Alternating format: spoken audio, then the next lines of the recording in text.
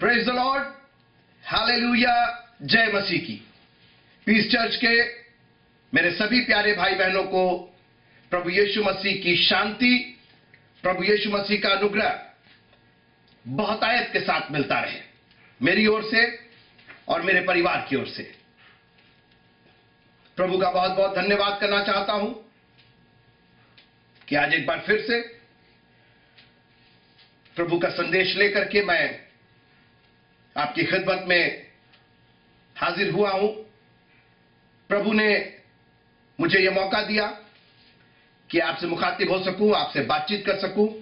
ये सब उसका अनुग्रह है, उसकी दया है, और इसके लिए हम प्रभु का बहुत बहुत धन्यवाद करते हैं। प्रभु हमारा महान है, उसकी करुणा सदा की है। परमेश्वर का वचन कहता है कि हे मेरे मन, यहोवा को धन्य कहे और उसके किसी उपकार को न भूलना।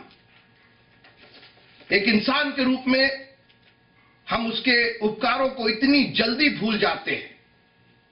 देखिए, इंसान के उपकारों को भूल जाइए, ठीक है, मगर खुदावंद के उपकारों को कभी मत भूलिएगा, क्योंकि बाइबल हमें आदेश देती है कि उसके किसी उपकार को कभी मत भूलना, क्योंकि उसने जो भलाइयां हम पर की हैं, अगर एक एक भलाइयों के लिए भी आप धन्यवाद दें तो हमारी और आपकी जिंदगी गुजर जाएगी, मगर धन्यवाद कभी कंप्लीट नहीं होगा। Thank you Jesus, hallelujah. आप लोग के बारे में बराबर अच्छी अच्छी खबरें मिलती रहती हैं कि किस तरीके से प्रभु आपको आत्मिक आशीषें दे रहा है, आत्मिक उन्नति कर रहे हैं। कई लोग आत्मिक रूप से बहुत मजबूत हो रहे हैं। परमेश्वर का वचन आपकी निगरानी कर रहा है, जैसा बाइबल कहती है कि तेरा वचन मेरे पांव के लिए दीपक और मेरे पथ के लिए उजियाला है। जो लोग उजियाले में चलते हैं वो ठोकर नहीं खाते। जब आप खुद ठोकर से बचते हैं तो दूसरों के लिए इतना ठोकर का कारण बनते हैं, और बल्कि जो लोग ठोकर खा रहे होते हैं उनको उसमें से आप निकाल भी लेते हैं। और यह परमेश्वर के कलाम से होता है, परमेश्वर का वचन। दाऊद ने कहा कि मैंने तेरे वचन को अपने हृदय में रख छोड़ा है कि तेरे विरुद्ध पाप ना करूं। जब हम खुदा के कलाम को अपने हृदय में रख छोड़ते हैं, बहुत से लोग अपने शेल्फ में रख छोड़ते हैं, अपनी टेबल पर रख छोड़ते हैं, अपने कमरे में रख छोड़ते हैं। मित्रों, उससे फायदा नहीं होगा। बीज को जमीन चाहिए, तभी वो उगेगा। बीज को आप गोदाम में रख दीजिए, बीज को आप टेबल पर रख दीजिए, यहां तक कि बीज को बोरे में बांध करके आप खेत में रख दीजिए, तब भी फायदा नहीं है। बीज का जमीन के साथ मिलना जरूरी है, और तभी वो पैदावार लेकर के आएगा। ठीक उसी तरीके से ये परमेश्वर का वचन जो बीज है, और हमारा मन जो धरती है, जो जमीन है, जब तक इस बीज का मिलन इस धरती के साथ नहीं होगा, तब तक 30 गुना, 60 गुना और 100 गुना फल की आशा नहीं की जा सकती। तो एक काम कीजिए कि जब आप इस चर्च में बैठ करके परमेश्वर के इस वचन का बीज सुनते हैं, तो इसको आप किसी चीज में बांध करके, किसी बोरे में, किसी थैली में, किसी बैग में रख करके मत रखिए। इसको अपने हृदय में रख छोड़िए। आपके हृदय में, ये सीधे आपके हृदय में जाए, आपके दिमाग में भी ना जाए। बहुत से लोग दिमाग में रखते हैं, और दिमाग में रखने वाली चीजें भूली जा सकती हैं, मगर हृदय में रखने वाली चीज कभी भूली नहीं जाती। और इसीलिए दाऊद बड़े इत्मीनान के साथ खुलेआम ऐलान करता है कि मैंने तेरे वचन को अपने हृदय में रख छोड़ा है कि तेरे खिलाफ कोई गुनाह ना करूं। और मित्रों, मैं आपसे यही गुजारिश करूंगा कि खुदावंद के कलाम को अपने हृदय में जगह दीजिएगा। आप उसके खिलाफ कोई गुनाह करने में कमजोर महसूस करेंगे। आप 2 बार सोचेंगे, क्योंकि ये हृदय में है, दिमाग में नहीं है। प्रभु आप सबको बहुत आशीष दे। मेरे लिए प्रार्थना करते रहिएगा। ये संडे मैं डैलस से, जहां हम रहते हैं, यहां से करीबन 150 मील की दूरी पर एक जगह है जिसका नाम ऑस्टिन है। जो टेक्सास राज्य की राजधानी भी है, वहां पर मैं परमेश्वर के कलाम की खिदमत कर रहा हूंगा। और ये शहर बहुत ही सुंदर शहर है। इसी शहर में आपने एक कंपनी है, कंप्यूटर कंपनी है, डेल कंप्यूटर कंपनी है, आपने उसका नाम सुना होगा, बहुत फेमस है, चारों दूर दुनिया में उसने धूम मचाया है। तो डेल कंपनी ऑस्टिन की ही है, वहीं पर डेल कंप्यूटर बनते हैं। और उसके बाद मैं सुबह की आराधना के बाद सीधे वहां से 90 मील फिर गाड़ी चला करके और सैन एंटोनियो, आपको याद होगा हम बहुत पहले सैन एंटोनियो में 6-7 साल पहले रहा करते थे, जहां सिस्टर मुरार ने अपना बाइबल कॉलेज का अध्ययन पूरा किया। पास्टर डेविड कुक वहां रहते हैं, हम वहीं जा रहे हैं। हम पास्टर डेविड कुक के चर्च में तो नहीं जा रहे हैं, लेकिन उनका जो भवन है, इंटरनेशनल बाइबल कॉलेज का जो भवन है, वहीं जा रहे हैं। और आपको याद होगा हमारे बीच में पास्टर टीसी आए थे, एक ब्लैक प्रीचर आए थे, पास्टर टीसी, और उनकी टीम आई थी, उनकी वाइफ आई थी, और दो यंग लोग और आए थे। और हम वहीं जाएंगे, उनके चर्च का नाम है माय फ्रेंड्स हाउस, और मैं उनके साथ खुदा उनके कलाम की खिदमत के लिए मौजूद होऊंगा संडे शाम को। इसलिए मेरी इस यात्रा के लिए, मेरी इस खिदमत के लिए आपकी दुआएं अपेक्षित हैं। मेहरबानी से मेरे लिए दुआ कीजिएगा, क्योंकि बगैर आपकी दुआ के और परमेश्वर की दया के हमारा एक कदम भी चलना मुमकिन नहीं है। और आपकी दुआओं ने मुझे हमेशा उत्साह दिया है, हमेशा मार्गदर्शन दिया है, और एक नई आत्मिक रोशनी से मुझे लवरेज किया है, ताकि मैं खुदा उनके कलाम को और भी जगह जगह फैला सकूं। और ये हमारे इस पीस चर्च का ही एक एक्सटेंशन है। यूं समझिए कि मैं आप ही के द्वारा भेजा गया एक प्रचारक हूं, आप हमारे साथ हैं। आप ये कह सकते हैं कि हमने अपने पास्टर को भेजा है ताकि वो दुनिया के हर कोने में जाकर के परमेश्वर के वचन का बीज बो सके, क्योंकि हमारी ये रिस्पॉन्सिबिलिटी है, हमारी जिम्मेदारी है कि परमेश्वर के कलाम को हम दुनिया के कोने कोने पहुंचाएं। और हम न सिर्फ गोरखपुर की इस चरदीवारी में बैठे हुए हैं, बल्कि हम एक ग्लोबल चर्च है। हम एक पूरे संसार में फैली हुई एक कलीसिया के रूप में है, उसके एक अंग है, वो कलीसिया जो तेजस्वी है, जिसको लेने के लिए प्रभु आ रहे हैं। आज मैं खुदा के कलाम से आपसे बात करना चाहता हूं। एक शहर था, और ये शहर हमेशा से ईश्वर के लोगों के लिए एक रोड़ा बना हुआ था, और इस शहर का नाम था यरीहो। और यरीहो आज के परिप्रेक्ष्य में, आज के समय में इस दुनिया के समान है, ये संसार के समान है, सांसारिकता के समान है, जो हमें हमारे आत्मिक यात्रा में एक रुकावट पैदा करता है। इस्राएली जब मिस्र देश से निकल करके कनान देश के लिए चले, जो उनका प्रॉमिस लैंड था, जो उनका प्रतिज्ञा किया हुआ देश था, रास्ते में उनको ये यरीहो शहर मिलता है। और ठीक उसी तरीके से हम मिस्र की गुलामी से, पाप के बंधन से आजाद होकर के, हम पाप के गुलामी से निकल करके और अपने प्रतिज्ञा किए हुए देश यरूशलेम, अपने प्रतिज्ञा किए हुए देश सियोन को जा रहे हैं, जो ऊपर की यरूशलेम है और जो स्वतंत्र है। हालेलुया। और इस यात्रा में बहुत सी बाधाएं हैं जिनको हमको पार करते करते जाना है, और उनमें एक बाधा है यरीहो शहर की। बगल वाले को छू को बोलिए, यरीहो शहर, यरीहो शहर, यरीहो शहर। ये यरीहो इनके मार्ग में अवरोध उत्पन्न किया हुआ था। बगैर यरीहो को जीते ये अपने आगे के पथ पर अग्रसर नहीं हो सकते थे। ये नहीं जा सकते थे उस प्रतिज्ञा किए हुए देश कनान में, जब तक ये यरीहो को पार नहीं कर लेते।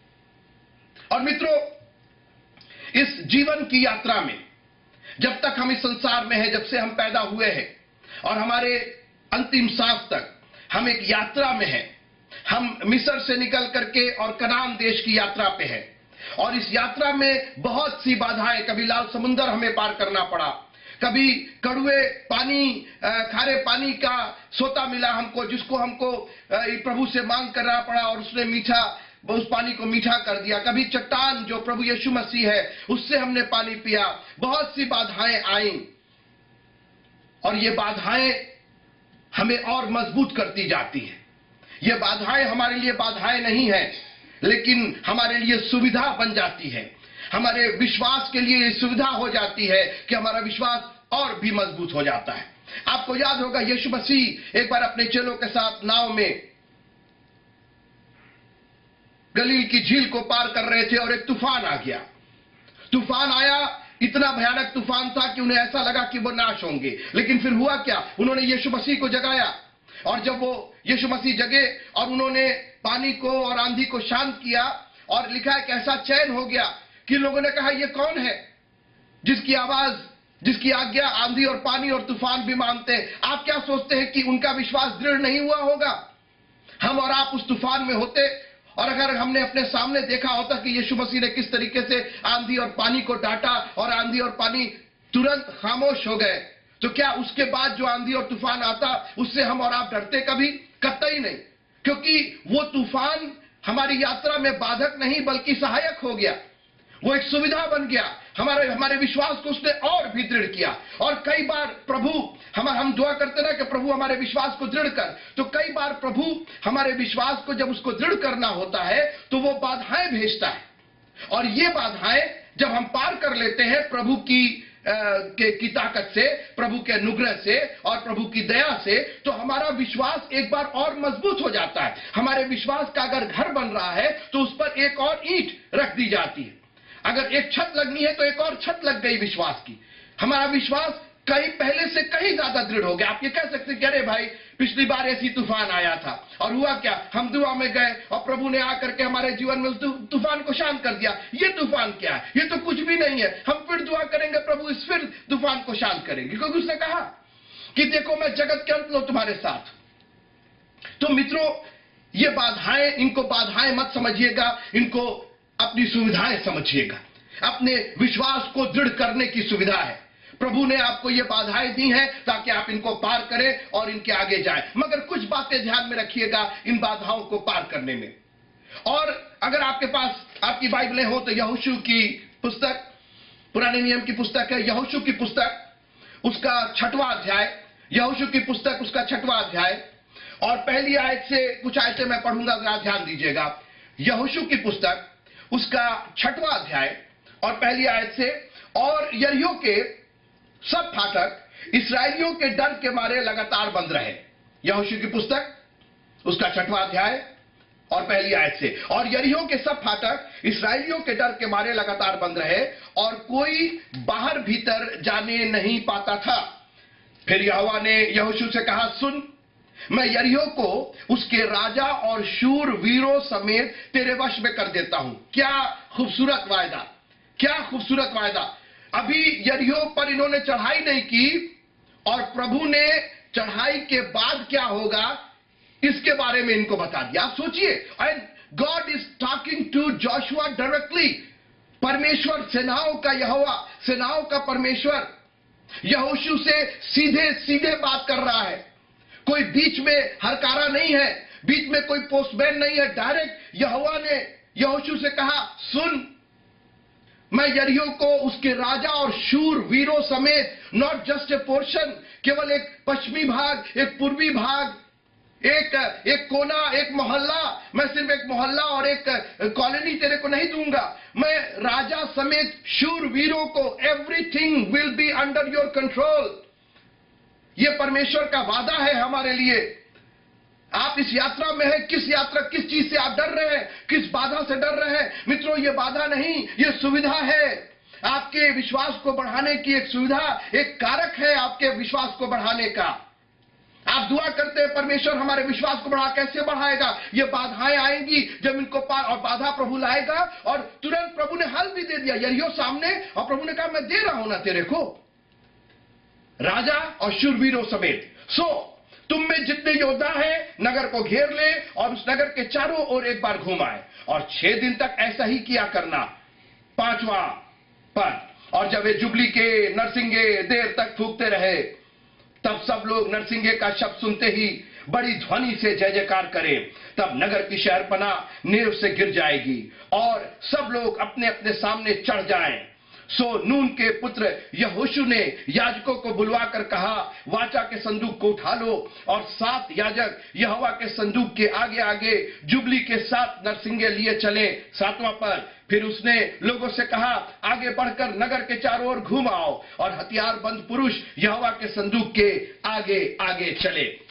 मित्रों, 3 बातें मैं चाहता हूं कि आप स्मरण रखें अपने इस बाधा को सुविधा बनाने में। नंबर एक के पहले यह बात याद रखिएगा कि आपके जीवन में यरीहो आएगा। मैं नहीं जानता हूं कि कौन सा यरीहो है, मुझे जानना भी नहीं है, क्योंकि मेरे जीवन में भी बहुत से यरीहो हैं। किसी को आदतों का यरीहो है, किसी को अपने गुनाह का यरीहो है, किसी को अपनी सोच का यरीहो है। अलग अलग तरीके से कुछ कुछ चीजें आपके आत्मिक जीवन की उन्नति में बाधा बनी हुई है, और ये और कुछ नहीं बल्कि आपके जीवन की, आपके यात्रा के बीच में यरीहो शहर पड़ा है।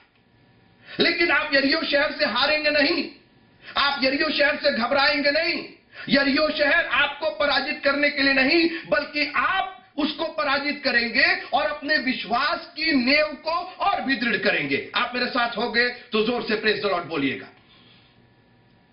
ये यरीहो, ये बाधाएं, ये निराशाएं, बहुत सी सोच, ये नहीं मिला, वो नहीं मिला, ऐसा नहीं हुआ, वैसा नहीं हुआ, बहुत कुछ हम और आप सोच सकते हैं। मगर मित्रों, ये सोच एक यरीहो के रूप में लीजिए और कहिए, प्रभु मेरे को यरीहो को पराजित करना है। ये मेरे आत्मिक जीवन में बाधा नहीं बनेगी, क्योंकि मेरे को तो एक लंबा सफर तय करना है। हम यरीहो जाने के लिए नहीं निकले हैं। हम केवल इसी विचार में चर्च छोड़ दें, हम केवल इसी गुनाह में परमेश्वर से अलग हो जाए, कभी मत कीजिएगा मित्रों आप ऐसा।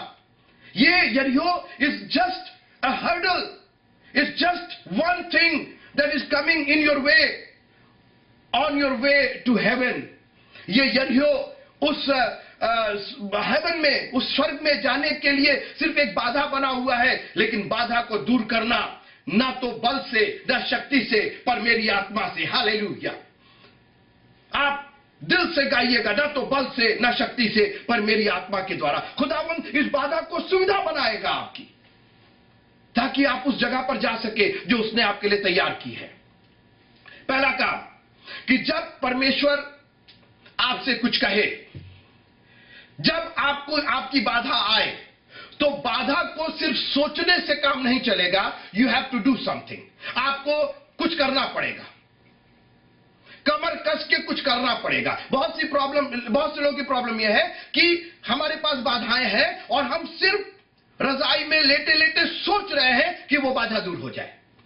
केवल सोचने से आपके कमरे का दरवाजा नहीं खुलेगा, केवल सोचने से आमलेट नहीं बन जाएगा किचन में। जी, आपको अगर भूख लगी है तो केवल सोचने से आपका पेट नहीं भर जाएगा। आपको चाय का अगर मन कर रहा है चाय पीने का, तो सिर्फ सोचने से और सिर्फ किचन में ऐसे बैठे रहने से और गैस चूल्हा के सामने ऐसे करने से चाय नहीं बन जाएगी। You have to get up and do something. आपको कुछ करना पड़ेगा। हो सकता है कि वो प्याले गंदे हो सकता है कि अगले ने चाय बनाई तो जिस डेगची में चाय बनती है, जिस पतीली में चाय बनती है, वो चाय पत्ती वैसी सब ऐसी छोड़ दी गई हो, सब गंदी पड़ी हो। तो दो काम, या तो आप वहां से हट जाइए, बोले भैया, फिर आप चाय का स्वाद ले नहीं पाएगा। लेकिन अगर आपको चाय का स्वाद लेना है तो आपको कुछ करना पड़ेगा। बेलन चौकी सामने रख देने से और यूं हाथ रख देने से और ऐसे हाथ रख लेने से रोटी नहीं पक जाएगी।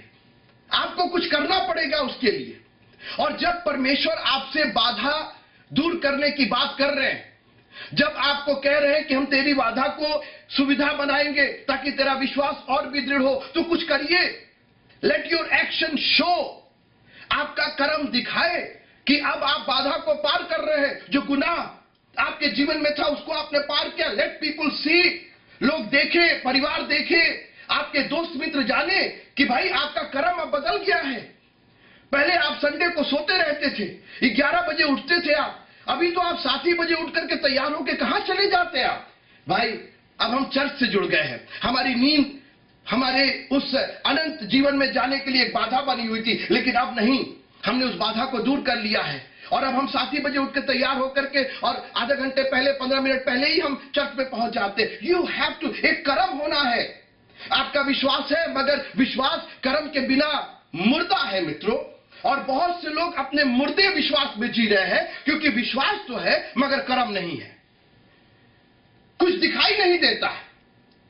केवल इस बात को सोचने से कि हम फर्स्ट आ जाएं और हम परीक्षा में पास हो जाएं, नहीं होगा। It's not just thinking, think कीजिए लेकिन उसके बाद कर्म कीजिए। आपने अपने विश्वास को बिना कर्म के अगर किया तो वो विश्वास मुर्दा है। उसका कोई मतलब नहीं है। और यहां पर जब परमेश्वर ने यहोशू से कहा कि यरीहो को राजा और शूरवीरों समेत मैं तेरे वश पे कर देता हूं, तेरे हाथ में कर देता हूं, तो मित्रों यहोशू बोला वेरी गुड प्रभु, very good, very nice, thank you, thank you, चलो भाई चलिए, thank you Jesus, thank you God, thank you यहोवा। और फिर जाके अपना सो गए। बोले अब तो कर दिया, कोई बात नहीं, कहीं कुछ करने की जरूरत ही नहीं, सब कर दिया प्रभु ने, चलो सोया जाए। जी नहीं, उसने पूरी मीटिंग बुलाई, कॉन्फ्रेंस बुलाई, रिवाइवल मचा दिया वहां पे। बोला याजक आ जाओ, बोले कंधे पर संदूक ले लो, बोलो जय जयकार करने लगो, बोलो नरसिंह, पूरा एक कार्यक्रम। जैसे ही परमेश्वर का संदेश मिला, परमेश्वर की आवाज यहोशू तक पहुंची, परमेश्वर की आज्ञा यहोशू तक पहुंची, यहोशू मूव करने लगा। और मैं जानना चाहता हूं कि आपके जीवन में कर्म कहां है? क्यों नहीं कर्म दिखाई दे रहे? आपके दशवांश, आप सोच तो रहे हैं कि मेरे भंडार भर जाए, मैं दशवांश दूंगी, मैं दशवांश दूंगा, मेरे भंडार भर जाए, लेकिन आज तक आपने दशवांश के नाम पर दशवांश नहीं दिया। मित्रों, सोचने से काम नहीं चलेगा। Gate up and do it. आप इस महीने दशवांश दे करके देखिए, अगले महीने दशवांश दे करके देखिए। और परमेश्वर का ये वादा है, उसकी प्रतिज्ञा है। उसने कह दिया यहोशू से कि मैं यरीहो दे दूंगा, मैंने दे दिया है तुमको, मैंने तुम्हारे भंडार को भर दिया है, इट्स ऑलरेडी डन। तुमको चाबी लेकर के उसको खोलना, विश्वास और कर्म की चाबी लेकर के उस ताले को, भंडार के ताले को खोलना। भंडार तो भरा हुआ है, प्रॉब्लम यह है कि चाबी तो आपके पास है, उसको खोलने की कुंजी तो आपके पास है। क्या है? दशवांश दीजिए, देखिए किस तरीके से आपके भंडार भरेंगे, किस तरीके से आपके बच्चों की परवरिश होगी, किस तरीके से आपके बच्चे आशीष पाएंगे, किस तरीके से आपके परिवार में कोई कमी नहीं होगी।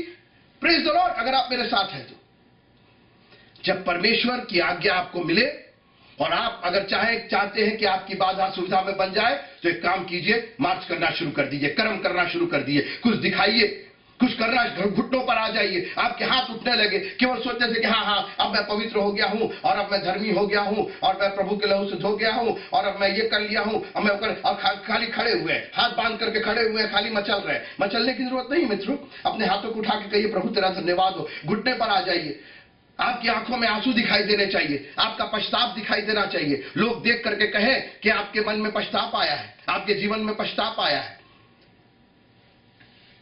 जक्कई के घर जब यीशु मसीह गए तो जक्कई ने सिर्फ ये कहा कि प्रभु अब घबराइए नहीं, मैंने सोच लिया है। क्या सोचे? आप घबराइए नहीं, अब आप देखिएगा, बस सोच लिया। सोचा नहीं, उसने कहा सोचेंगे तो बाद में, सोचता तो वो सब नहीं करता जो उसने किया। खड़ा हो गया, उसने कहा कि हम शुरू कर दिए, बांटना शुरू कर दिए, वापस करना शुरू कर दिए। Started doing it. यहोशू जब मार्च कर रहा है, एक कर्म हो रहा है। तो बाधा को सुविधा में बदलने की पहली सीढ़ी कि आप अपने कर्म को करना शुरू कर दीजिए, विश्वास के साथ परमेश्वर के वचन पर विश्वास कीजिए, उसकी आज्ञा का पालन कीजिए, और जब वो कहता है तो उस पर काम करना शुरू कर दीजिए। नंबर दूसरी सीढ़ी वो ये कि जितना उसने कहा है उतना ही करिए, ना उसमें ज्यादा और ना कम। परमेश्वर ने कहा कि 7 दिन घूमोगे, ध्यान से सुनिएगा, 7 दिन घूमोगे। 1 मिनट ध्यान दीजिएगा, आप लोग ध्यान नहीं दे रहे, मेरी ओर देखिए, इधर देखिए जी। 7 दिन, फिर से सुनिए, परमेश्वर ने कहा 7 दिन तुम यरीहो के चारों ओर घूमोगे। फिर से सुनिए, 7 दिन तुम यरीहो के चारों ओर घूमोगे। 7 दिन, बगल वाले को छू के बोलिए 7 दिन, 7 दिन। और 6 दिन तक एक बार घूमोगे। बगल वाले को फिर छू के बोलिए 6 दिन एक बार। मुझे मालूम है थोड़ा मैथमेटिक्स है तो आपको समझ में नहीं आ रहा है, क्योंकि आप ध्यान नहीं दे रहे। जरा 1 मिनट बच्चों को शांत कराइए, इधर देखिए आप जी। 7 दिन चक्कर लगाना है, मगर 6 दिन एक बार घूमना है, और 7वें दिन 7 बार घूमना है। बगल वाले को फिर छू के कहिए 7वें दिन 7वीं बार। परमेश्वर ने एक पूरा पैटर्न दिया, एक पूरी योजना दी। जब मकान बनाया जाता है तो एक पूरी योजना बनती है। ऐसे नहीं होता कि इसको 3 फीट कर दो, उसको 2 फीट कर दो, इसको 4 इंच कर दो।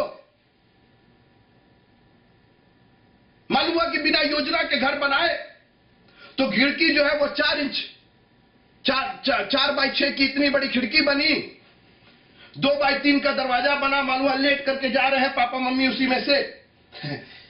मित्रों, हर काम परमेश्वर ने अपने वचन में एक एक चीज इतने करीने से लिखी है, आपको यकीन नहीं होगा कि बाइबल जो लिखी गई है, इसके एक एक जो वर्ड है, एक एक जो शब्द है और या एक एक वर्णमाला, वो एक एक अक्षर, वो एक एक डिजिट है, एक एक अंक है, एक एक चीज जो है वो एक एक अंक में भी है। और आप उसको जोड़िएगा, उस पूरा उसका एक फिलॉसफी है उसकी, एक पूरा एक ज्ञान है उसका, और आप जोड़िएगा तो अंक है वो एक एक, और वो सब 7 से भाग दिए जा सकते हैं।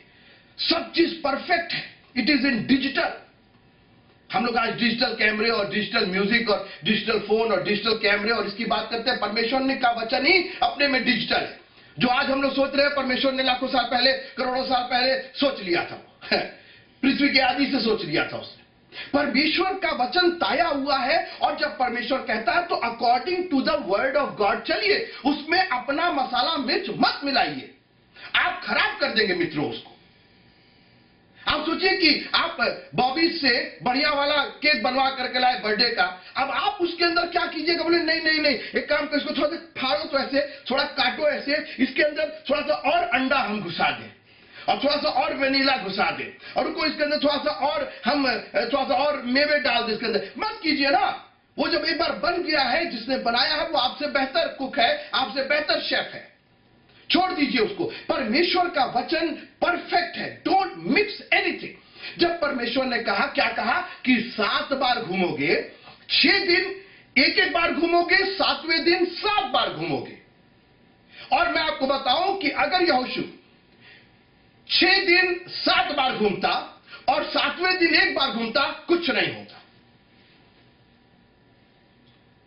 या सिर्फ 6 ही दिन घूमता, या 8 दिन एक एक बार घूमता, नहीं होता, कुछ नहीं होता। परमेश्वर ने जो कहा है, आपको याद होगा नूह के जमाने में परमेश्वर ने पूरा एक पैटर्न दिया, एक योजना दी।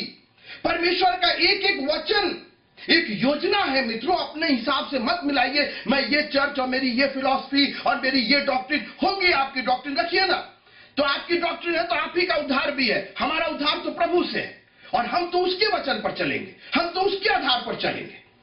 आपका जो कुछ है, जो विचार है, वो अपने पास रखिए, क्योंकि इस चर्च में तो सारा विचार परमेश्वर का विचार है। मेरा विचार भी नहीं है, मेरे विचार से कुछ मतलब नहीं, क्योंकि मैं आपको सल्वेशन नहीं दे रहा हूं। उद्धार यहोवा का है। कोई है मेरे साथ प्रेज द लॉर्ड बोलने के लिए? The salvation is of God. ये उसकी योजना है। वो बताएगा कि 2 कदम चलना है कि 4 कदम चलना है। हम सिर्फ उसके वचन पर चलने वाले हैं। भेड़े चरवाहे को नहीं बताती हैं कि एक काम करो, अगर तुम पहाड़ के उस तरफ जाओगे तो ज्यादा अच्छी घास है, और उसके बगल में एक नाला बह रहा है, और उसके बगल में एक नदी है, और उसके बगल में एक बढ़िया। भेड़े क्या जाने, भेड़ों से बेवकूफ तो और कोई नहीं। अरे प्रभु का धन्यवाद कीजिए कि हम भेड़ हैं, मगर वो चरवाहा है जिसमें सारी बुद्धि पाई जाती है। एक काम कीजिए, अपनी बुद्धि, अपना विचार, अपना ज्ञान जहां पर है वहीं रख दिया जाए, और अपने आप को समर्पित कर दिया जाए, और कहा जाए कि प्रभु आपने कहा है 10वां है, तो 9 मत कीजिए, 9:30 मत कीजिए, 9:45 मत कीजिए, 11 मत कीजिए। उसने 11 भी नहीं मांगा है। खुशी से आपको देना है तो 1100 दीजिए, लेकिन 10वां अंश जो देना है तो 10वां अंश ही रखिए उसको। कोई है मेरे साथ प्रेज द लॉर्ड बोलने के लिए? When God tells you something, just do it. उसी के अनुसार कीजिए। कारानगर में मरियम ने आकर के कहा कि जैसा वो कहे वैसा ही करना। जितने बर्तनों में वो ने कहा, बाप रे ये सब वो बन गया है, दाखरस बन गया, लाओ दुनिया के और बर्तन लिया, और चाहे 3 ही बर्तन में, जो उसने कहा उतने ही काम करना है। उससे ना ज्यादा करना है, ना उससे कम करना है। कोई है मेरे साथ प्रेज द लॉर्ड बोलने की? Thank you Jesus. और आखिरी बात कह के मैं आपसे विदा लेना चाहता हूं। इस बाधा को सुविधा बनाना है हमको। ये बाधा हमको हराएगी नहीं, कम से कम मेरे को तो नहीं हराएगी। बाधाएं आएंगी, यरियो आएगा मेरे जीवन में। गुनाह और अपराध है, हर जगह है, हम भी उससे अछूते नहीं है। अगर हम इंसान है तो अपराध और पाप और गुनाह है, मगर उन पर जय पाने की ताकत हमको उससे मिलती है, और हम जय पाने के लिए विश्वास के साथ कर्म करेंगे, और जैसा उसका वचन कहता है उसी के अनुसार करेंगे। हमको किसी इसके पास नहीं जाना, किसी उसके पास नहीं जाना है, हमको परमेश्वर के वचन पर जाना है। बस हमको समझाने वाला कोई मिल जाए, कोई एक ऐसा व्यक्ति मिल जाए जो हमको समझा सके कि आखिर वास्तव में कहा क्या जा रहा है। इसीलिए परमेश्वर ने भीड़ से बात नहीं की, परमेश्वर ने सिर्फ यहोशू से बात की, सिर्फ यहोशू को आज्ञा दी, सिर्फ यहोशू को समझाया कि क्या करना है। पूरा जो युद्ध था यरीहो के खिलाफ जो लड़ा जा रहा था, केवल यहोशू को समझाया गया आपको एक यहोशू चाहिए अपनी जिंदगी में। You need a Joshua in your life, you need a pastor in your life. आप एक ऐसे पास्टर की तलाश कीजिए, आप एक ऐसे चरवाहे की तलाश कीजिए जो आपको समझा सके, परमेश्वर की आज्ञा बता सके। वो ये ना बताए कि परमेश्वर बोले हैं कि 6 दिन 6 बार घूमना है और 7वें दिन 1 बार घूमना है। अरे घूमना बोले है ना, घूमना तो है ना। अरे चाहे 6 बार घूमो, चाहे 3 बार घूमो, चाहे जी नहीं। आप अपने मन से उसके अंदर कुछ मत मिलाइए। और यही हाल है, कलीसियाओं ने इसी तरीके से तोड़ मोड़ करके तुम्हारा बच्चों का बपतिस्मा, तुम्हारा बड़ों का बपतिस्मा, तुम्हारा बुड्ढों का बपतिस्मा, तुम्हारा इसका बपतिस्मा, तुम्हारा उसका बपतिस्मा, ये 3 नाम में, 4 नाम में, 1 नाम में, 10 नाम में। क्यों हम ये सब काम कर रहे हैं जब उसकी आज्ञा ऑलरेडी मिल चुकी है? दोबारा बाइबल नहीं लिखी जाएगी मित्रों, बाइबल लिखी जा चुकी है and it is perfect. God बाद में नहीं कहेगा अरे यार हम तो अरे यार 3 ही दिन में तो हो जाता, कहां से हम तुम लोग को 7 दिन बोल दिए। ये सब मत सोचिए। अगर प्रभु ने कहा है तो उसने कह दिया है और वैसे ही होना है। अगर आप चाहते हैं कि आपकी बाधा सुविधा बन जाए तो एक काम कीजिए, परमेश्वर के वचन के अनुसार चलना शुरू कर दीजिए। Thank you Jesus. और आखिरी और सबसे इंपॉर्टेंट बात, धीरज मत छोड़िएगा। जब आप विश्वास के साथ कर्म कर रहे हैं उसके वचन के अनुसार, तो धीरज जैसे चरित्र को मत छोड़िएगा। यह धीरज आपके जीवन का एक अंग बन जाए। Be patient because everything is going to be according to his plan. उसकी योजना के अनुसार होगा और उसकी टाइमिंग में होगा। उसकी टाइमिंग, बगल वाले को छू के बोलिए टाइमिंग, समय, बोलिए वक्त, समय उसके वक्त में होगा। याद रखिएगा, अगर आप उसकी योजना के अनुसार चल रहे हैं तो उसी योजना में उसने टाइम भी फिक्स किया। कोई बोलेगा प्रेज़ द लॉर्ड, योजना उसकी है ना बाबा, वो चीफ इंजीनियर है, वो चीफ आर्किटेक्ट है, वो सबसे मुख्य बनाने वाला है। तो जब योजना उसने दी है तो टाइम भी उसी का। उसको मालूम है कि ये योजना कितने दिन में पूरी होगी, कितनी लागत लगेगी। हम तो सिर्फ उसको एग्जीक्यूट कर रहे हैं, हम तो सिर्फ उसका प्रतिपादन कर रहे हैं। मित्रों, बाइबल कहती है जो अंत तक धीरज धरेगा उद्धार उसी का होगा, सुविधा उसी को मिलेगी, बाधाएं उसी की दूर होंगी। मैं 5 साल से, मैं 15 साल से, मैं 20 साल से, मैं प्रभु का मत बोलिए 38 साल से पढ़ा था, लेकिन उसने बैतसदा को नहीं छोड़ा था, उस कुंड के पास से नहीं गया था। 38 साल हो गए थे मगर वो फिर भी वहां था। और 38 साल के बाद उसका धीरज जवाब नहीं दिया। उसने कहा कि हाँ हमारे पास आदमी नहीं, हम जा नहीं पाते, but I am still here. अभी भी धैर्य है, मेरे को धीरज है। मैं नहीं जानता हूं कि 38 साल, 38 सेकेंड, 38 मिनट, मुझे नहीं मालूम, लेकिन मुझे यह मालूम है कि अगर परमेश्वर ने योजना दी है तो परमेश्वर अपने वक्त में उसको पूरा भी करेगा। आप मत चिंता कीजिए, मेरी शादी को इतने साल हो गए, मेरे विवाह को इतने साल हो गए, मुझे नौकरी को इतने साल हो गए, मुझे पढ़ने को इतने साल, ये सब आपकी सोच है। अपनी सोच प्रभु पर डालिए और कहिए प्रभु हमारी इन बाधाओं को दूर करिए, हमारी बाधाओं को दूर करने की हमको योजना बताइए। मैं अमल करने को तैयार हूं, मैं चलूंगा, मेरी पत्नी चलेगी, मेरा परिवार चलेगा, मेरे बच्चे चलेंगे। Just make up your mind. और आपके जीवन के लिए आपकी योजना है, मेरे जीवन के लिए मेरी योजना है। मेरी योजना आप पर नहीं और आपकी योजना मेरे जीवन पर नहीं। Everyone has an individual plan of God. हर एक के पास परमेश्वर ने शानदार योजना दी है जिसमें कहीं कोई कमी नहीं है। 3 बातें याद रखिएगा। जब आप अपनी बाधाओं को सुविधा बनाना चाहते हैं तो जब प्रभु आपको आवाज दे, जब प्रभु आपको आज्ञा दे, जब प्रभु आपको इंस्ट्रक्शन दे, जब प्रभु आपको निर्देश दे, तो एक काम कीजिए, बैठे मत रहिए, खड़े हो जाइए, उठ जाइए और कुछ करना शुरू कर दीजिए। आइए हम सब खड़े हो जाएं। Thank you Jesus. कर्म करना शुरू कर दीजिए, कुछ करना शुरू कर दीजिए। शैतान भी देख ले कि भाई इसके जीवन में परिवर्तन आ गया है। प्रधान भाई अगर आप म्यूजिक पर आ जाए, जब से प्यारा यीशु आया मेरा जीवन बदल गया। Let your life be a change life. Let people see, लोग देखें और जाने कि इनका जीवन बदल गया है। और जब परमेश्वर आपको कोई निर्देश दे तो जैसा उसने निर्देश दिया है वैसा ही किया जाए।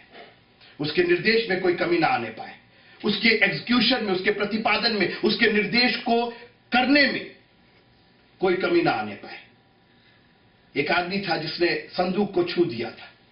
उसकी मनसा भले ही अच्छी थी, मगर परमेश्वर ने कहा था कि अपवित्र हाथ से नहीं छूना है, कोई अपवित्र व्यक्ति उसको ना छुए। तो मित्रों, अगर प्रभु ने कहा है तो उसको वैसे ही करना है। उसने कहा है कि 10वां अंश मेरे भंडार में लेके आओ, तो लेकर के आओ।